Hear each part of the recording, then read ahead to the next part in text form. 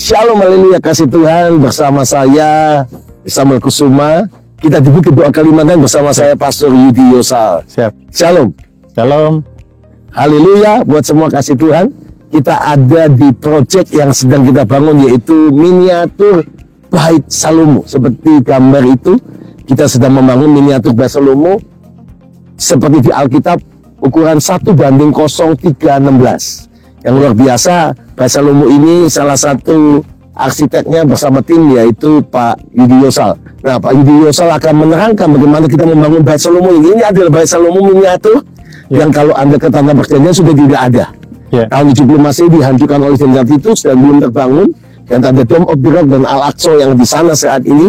Dan mereka tidak bisa membutuhkan suatu yang namanya mujizat Tuhan untuk membangunnya. Tetapi sesuai Alkitab, ternyata Bait Salomo bukti-bukti penggaliannya itu ada, nyata, dan di tempat itu.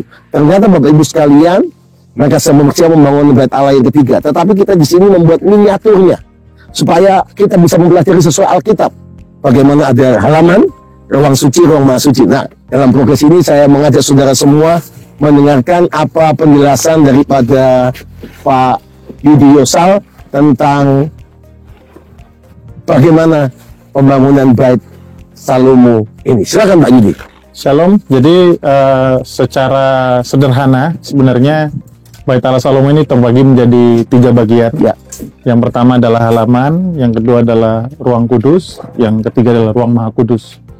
Jadi di sini kita bisa melihat sekarang sudah menjadi 3 bagian. Ini sementara sedang lagi dibangun, dan yang menjadi titik hal yang kita semua ingin sampaikan, dan saya juga ingin sampaikan, dan juga sangat luar biasa ya, kita belajar bagaimana Tuhan kita ini sangat presisi dan sangat spesifik dalam hal desain dan juga dalam hal ketentuan. Maka di sini kita bisa melihat bangunan ini dibangun itu khususnya di ruang maha kudus.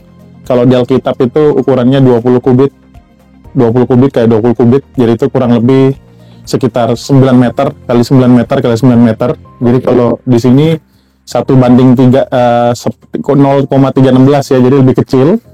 Nah, tapi di situ kita bisa melihat bahwa Tuhan itu ukurannya panjang, lebar, tinggi semua sama. Mau dilihat dari bentuk manapun, dia selalu sama. Makanya ada istilah yang berkata Allah Bapa kita, Tuhan kita itu dari dulu sekarang sampai selama-lamanya sama. Amin. Dan di dalam tidak ada jendela. Jadi tidak ada memang bocoran udara sama sekali. Di situ juga kita bisa memahami dan mengerti bahwa satu-satunya Tuhan bisa masuk ke dalam ruang maha kudus hanya melalui satu pintu, Pak. Jadi Allah Bapa masuk ke dalam satu pintu dan keluar lagi dari pintu yang sama. Nah, di kehidupan kita sehari-hari yang kita bisa belajar adalah Tuhan tidak bisa memaksa kita untuk bisa masuk dalam hidup kita. Dia hanya bisa masuk melalui halaman kita dan ruang kudusnya kita, yaitu hati kita, pikiran kita. Jadi di sini kita bisa belajar, jadi kita mengundang Allah Bapa, Tuhan masuk dalam hidup kita hanya melalui satu pintu, yaitu hati kita. Dan ada lagi hal yang menarik sebenarnya yang saya ingin jelaskan. Jadi di depan sini, ini kebetulan belum terbangun. Kita bisa masuk? Bisa. Silakan. Kita lebih dekat. Ini adalah porch, pintu masuk. Di depan sini akan ada 2 pilar. Pilar ini mungkin tidak, kalau orang awam tidak banyak mengenal atau mengetahui nama pilarnya, tapi nama pilarnya adalah pilar yakin sama Boas. Yakin sama Boas. Nah, 2 pilar ini sungguh menarik ya saudara ya. Pilar ini tidak menopang siapapun. Kita sebagai seorang arsitek terkadang kita bangun pilar itu untuk menopang. Untuk menopang bangunan, kolom itu untuk menopang bangunan. Tapi di sini pilar ini mempunyai mahkota lili, bunga lili, yang tidak menopang apapun. Nah, arti daripada yakin adalah dialah yang akan mendirikan. Itu arti daripada yakin. Arti daripada Boas adalah dialah yang akan memberikan kekuatan. Jadi saya percaya Pak Sam, dari pembangunan daripada Bait Allah Salomo ini kita bisa belajar bahwa tidak semua berasal dari kuat gagah kita, karena dia yang akan memberikan kekuatan, dan dia akan memberikan kemampuan untuk kita bisa lakukan. Dia yang mendirikan, dia yang memberikan kekuatan. Dan masuk ke dalam. Yuk kita masuk. Kita masuk ke dalam. adalah ruang kudus. Sebenarnya besar ya, karena ini skala jadi lebih kecil. Ya. Jadi saya cuma mau menerangkan tidak panjang Pak Sam di dalam ruangan ini. Ya. Karena setelah masuk ruangan ini atmosfernya berbeda. Ya. Kenapa berbeda? Kalau di luar warnanya cuma plain 1-2 warna, warna batu dan semen, warna lain. Tapi di dalam tidak ada warna lain selain warna emas. Dan Bait Allah Salomo dulu dibangun memang dilapis oleh emas murni. Ya. Nah makanya Tuhan kita tidak terlalu peduli atas apa yang kita harus tampilkan keluar. Wow. Tapi Tuhan kita lebih peduli isi daripada hidup kita. Wow, luar biasa. Dalam kita. Jadi kita yakin dan percaya dengan adanya bangunan ini, nanti banyak orang akan diberkati dan mengerti apa sih pentingnya dalam kehidupan kita. Memastikan agar hidup kita itu memancar keindahan Tuhan dari dalam keluar, bukan dari luar ke dalam. Ya. Sekian Pak Sam yang saya Ya, yakin. luar biasa. Situan dan nanti di halaman itu ada perabot yaitu mesbah korban bakaran. Iya. Kemudian mesbah kolom basuhan. Kolom basuhan. Jadi kolom basuhan itu bicara soal baptisan. Ya. Kemudian mesbah korban bakaran bicara pertobatan. Dan luar biasa Bapak Ibu sekalian, Bait Salomo ini batunya kita bawa dari batu limestone ya. Batu Langsung, ya. kapur yang kita buat ukurannya untuk persis seperti ukuran Bait Salomo dan diminiaturkan. Dan ini luar biasa, kita impor dengan membawanya dari Tuban atau Gresik, dipakai kontainer sampai ke Balikpapan. Luar biasa. Pak Yudi bisa menerangkan kenapa batu ini begitu penting, bagian penting yang ada batu-batu ini. Iya, jadi kembali lagi kita berusaha bagaimana supaya bisa menggunakan material yang paling natural, yang paling mendekati dengan yang ada di aslinya, yaitu di Israel, Pak Sam. Jadi, saya lihat.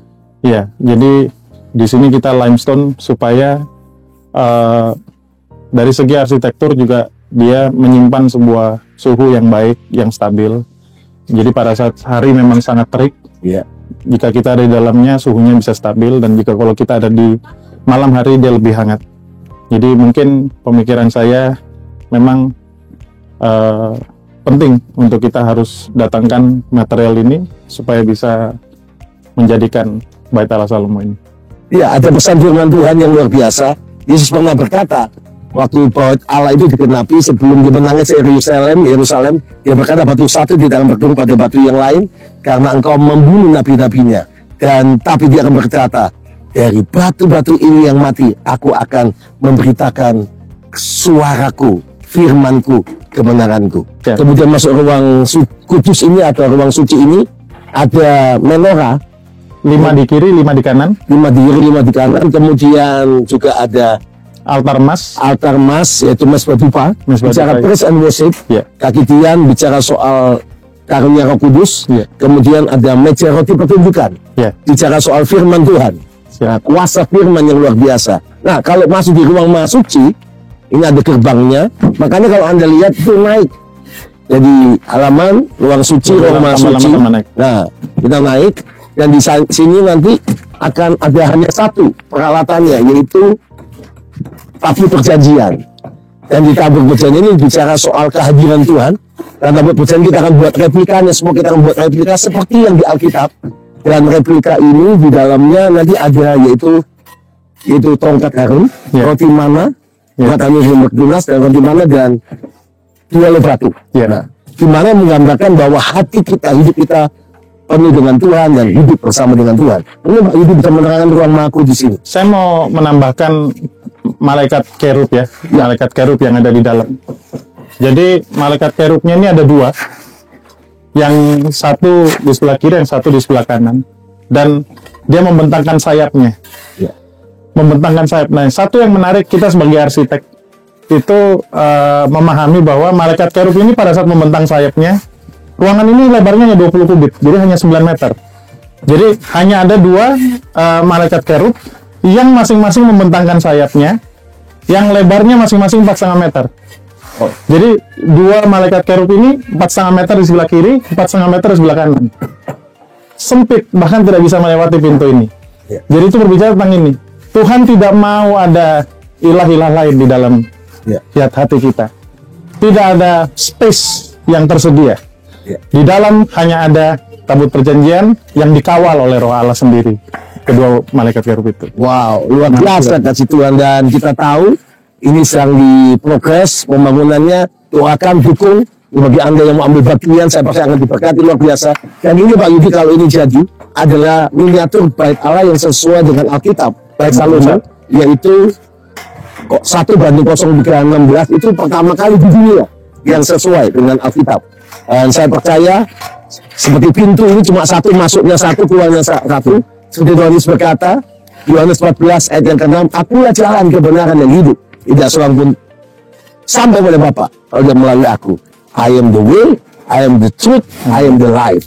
Dia hanya lewat Yesus orang dapat diselamatkan. Dan waktu Yesus tergantung di kayu salib, yang dia berkata, it is finished, tetelestai, sudah genap. Maka terjadi gempa bumi dan tirai bait suci Yang ada di dan gerah jadi dua. Sehingga tidak lagi hanya imam besar yang bisa masuk bertemu dengan Bapa, Yesus Kristus dan Roh Kudus, tapi semua orang yang percaya Yesus Kristus mendapat berjumpa dengan Yesus. Dan dia berkata, sudah selesai, it is finished, sudah genap. Luar biasa. Saya percaya ini yang kita terangkan di Alkitab firman Tuhan yang dikenapi, dan ini menggambarkan lebih banyak, lebih kaya. Dan saya percaya nama Tuhan dipermuliakan. Ada pesan yang terakhir Pak Yudi buat semua kasih Tuhan yang ada? Tidak panjang, saya sudah merasa sangat diberkati, saudara-saudara, bisa menjadi bagian ikut merencanakan, walaupun tidak bisa ikut masang semen ya, saudara. Namun apapun yang bisa saudara lakukan ya, saya setiap kali datang ke sini selalu melihat apalagi ya yang kita bisa kontribusikan untuk menolong agar proyek ini bisa segera dibangun, karena masih banyak ya pekerjaan-pekerjaan yang lain. Jadi pesan mungkin tidak banyak dan tidak panjang lebar. Mari ambil bagian, mari support apapun bentuknya. Mau itu saran pendapat seperti saya hari ini, saya memberikan kontribusi ya, saya memberikan pendapat harus seperti ini, baiknya begini. Dan puji Tuhan itu semua tepat waktu ya Pak. Ya, jadi luar biasa. Selalu tepat waktu, pada saat sudah butuh ada yang ditanyakan ternyata terjawab dan kita diskusikan bersama. Sekian, Tuhan Yesus memberkati. Dan bagi Bapak Ibu sekalian yang mau menabur, karena ada nomor rekening, Anda bisa menabur. Saya percaya Tuhan berkati berlimpah-limpah. Karena rumah khusus untuk menabur bagi segala bangsa, dan nama Tuhan dipermuliakan. Dari Bukit Dua Kalimani kita mengucapkan Tuhan Yesus memberkati berlimpah-limpah. Shalom, haleluya.